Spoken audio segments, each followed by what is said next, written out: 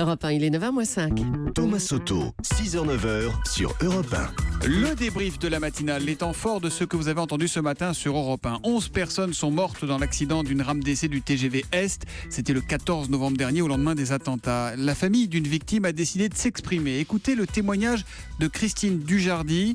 Christine Dujardy a perdu sa fille Fanny, âgée de 25 ans dans le drame. C'était tout à l'heure dans le journal de 8h.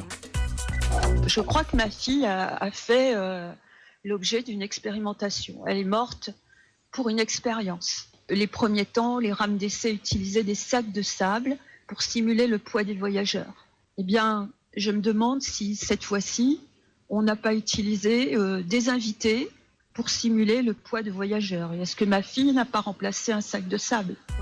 Christine Dujardy qui s'exprimait au micro d'Arthur Mbaché. Oui, la grande distribution a bien sa part de responsabilité dans la crise qui touche les agriculteurs et les éleveurs. Mais pour Serge Papin, le patron de Système U, les industriels vont eux aussi devoir jouer le jeu. Écoutez-le, Serge Papin était mon invité à 7h45 pour l'interview Vérité. Moi, je ne suis pas dirigeant de Herta chez Nestlé, je ne suis pas dirigeant de Fleury Michon, je ne suis pas dirigeant de Lactalis, bien sûr, mais je veux dire, on peut influencer les choses, on peut en discuter, on les pousse aujourd'hui à ce qu'ils aient une gamme de produits français. Vous avez le sentiment qu'ils freinent là-dessus ?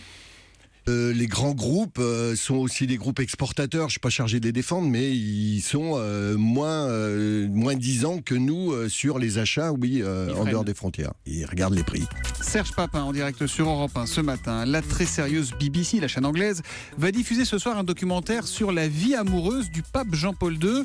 Et c'est un documentaire qui s'annonce très croustillant, nous révélait Alex Taylor. Écoutez, c'était à 7h15 avec les experts d'Europe 1. La BBC aurait trouvé des centaines de lettres inédites qui datent de l'époque où Jean-Paul II était évêque de Cracovie.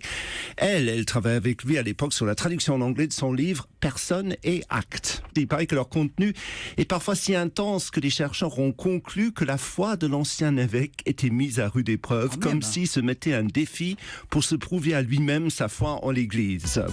Voilà donc Alex Taylor avec les experts tous les matins à 7h15 sur Europe 1. Et puis à 6h40, dans sa chronique Made in France, Anissa Mbida nous a présenté un casque audio, mais attention, c'est un casque audio pour chevaux. Écoutez.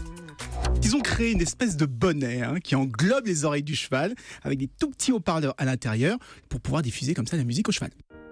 C'est du classique, du Chopin, pour déstresser l'animal pendant un voyage. Ça nous déstresse aussi nous. Alors vous imaginez quand on amène la tondeuse ou quand on amène chez le maréchal Ferrand, et bien ce genre de musique, ça calme le cheval.